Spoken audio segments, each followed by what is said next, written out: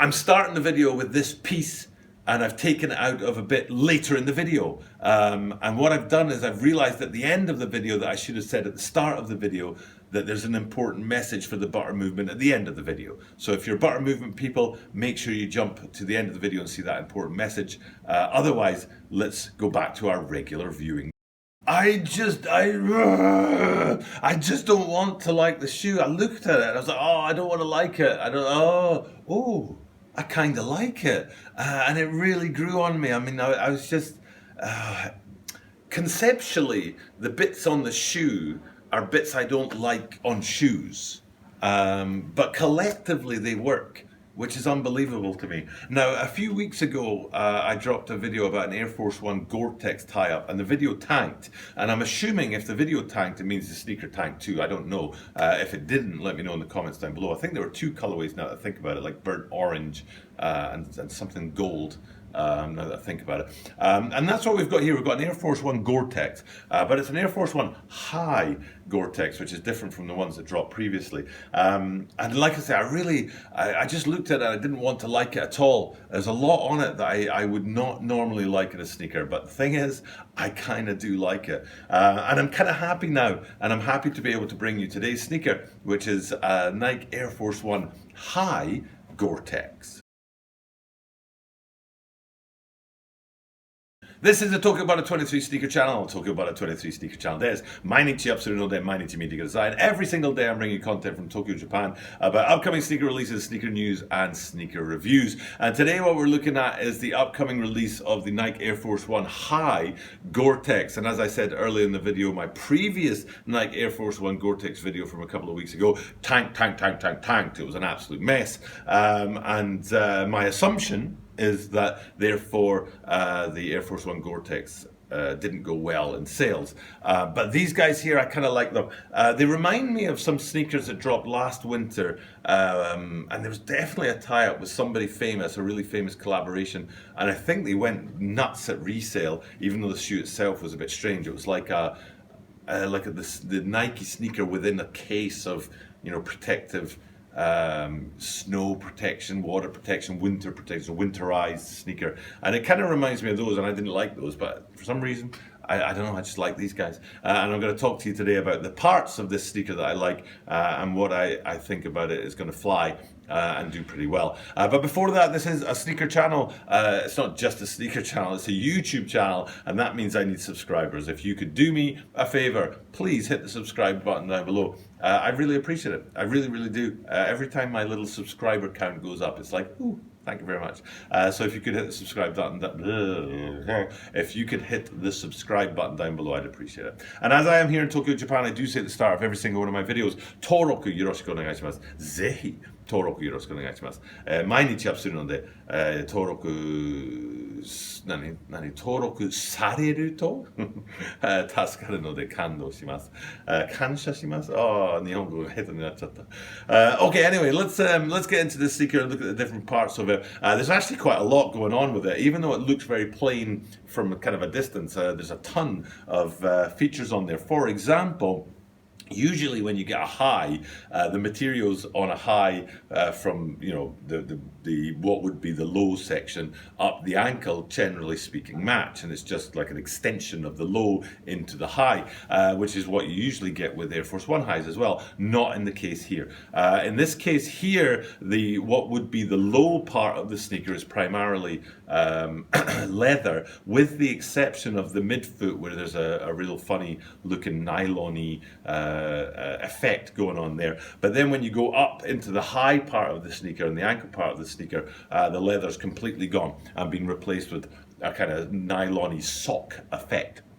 And on the side of it, it says the 10th, which marks this out as one of the sneakers in a line of sneakers that have been dropping recently.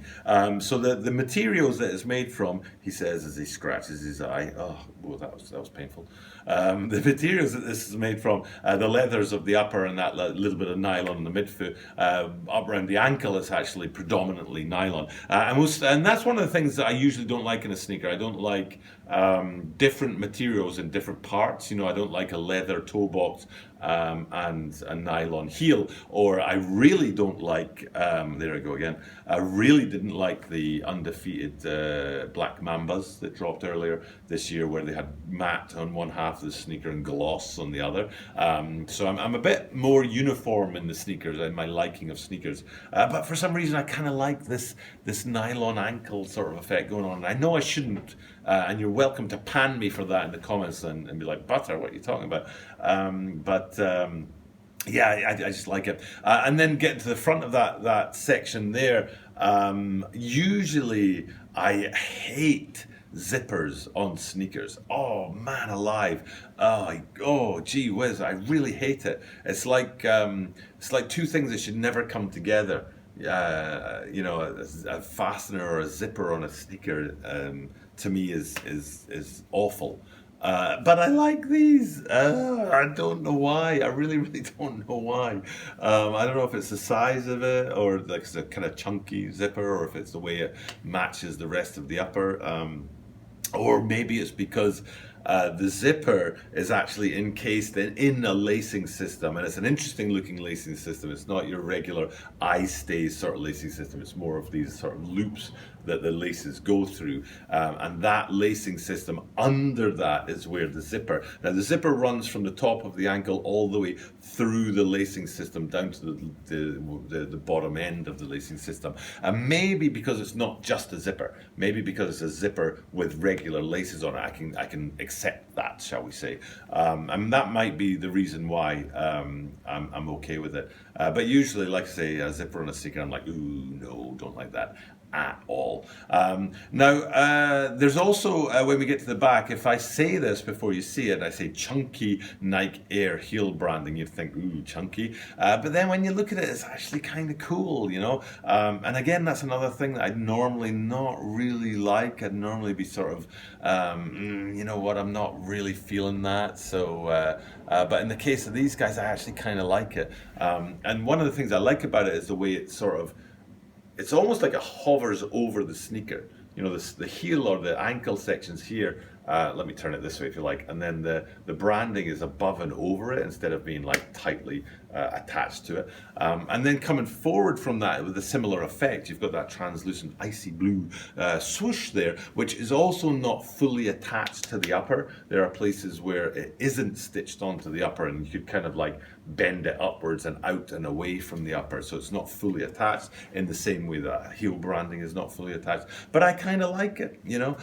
Usually I'm not a fan of gimmicky swooshes, but you know, it works on these guys, and I think it works because of the outsole. Before we get to the outsole, we just slide past that Gore-Tex branding on the heel there, and then we get to that icy blue translucent outsole, and maybe because that matches the swoosh, maybe that's why I can go with that kind of gimmicky swoosh on there, and that translucent outsole, icy blue translucent outsole, it goes really well with the colors of the upper.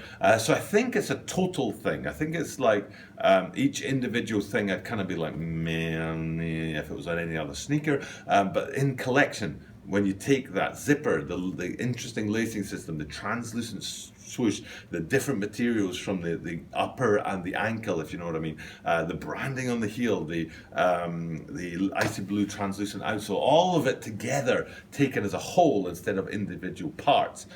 For some reason, I like it, you know. And sometimes you just like things, and you don't actually have to have, you know, a hard and fast reason why. So yeah, I'm a bit of a plus on these guys. It'll be interesting to see how they go, and whether or not there's much traction on them when people are trying to buy them. I think there might be quite a bit of interest in the colder states in America, for example. You know, if you get like New York State and up to Maine and Massachusetts and places like that, for example, I wouldn't mind betting that there's interest in these guys there. And similarly, in a similar way to, I think it was last year, the Air Jordan 12 Winterized, I think they were called.